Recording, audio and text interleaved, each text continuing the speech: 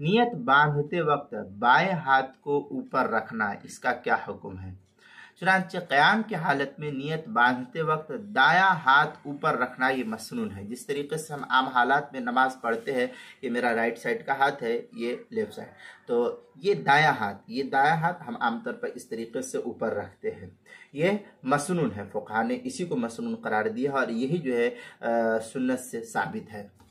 अगर इसके बरखिलाफ बायां हाथ, मसलन अभी ये इस तरीके से हम नियत बांधते हैं तो यही अफजल और मसनून है, लेकिन अगर इसके बरखिलाफ हमने ऐसा किया बायां हाथ, जैसे छोटे छोटे बच्चे नमाज पढ़ते तो उन्हें तो कुछ पता नहीं रहता है, तो उनका तो यहाँ मसाइल नहीं बयान किए जा रहे, लेकिन मैं एक मिसाल ये कर रहा हूँ कि छोटे बच्चे बसा औकात आते हैं तो उल्टे हाथ को इस तरीके से रख लेते हैं। बहरहाल तो उनके लिए कोई मसला नहीं है, वो बच्चे हैं, उनका शरीयत में कोई हिसाब किताब नहीं है अभी, जब तक वो बचपना है उनका।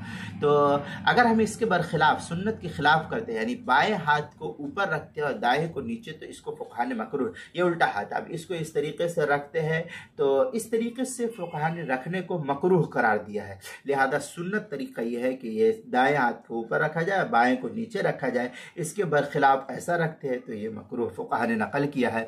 चुनांचे तहतावी अला मराक़िल फ़लाह के अंदर है वयकरहु तर्कु वज़्उल यमीन अलल यसार हालल क़ियाम, इस तरीके की इबारत जो है तहतावी अला मराक़िल फ़लाह के सफ़ा 194 किताबुल मसाइल उसकी पहली जिल्द सफ़ा 383 और 384 पर भी इसको नकल किया गया है।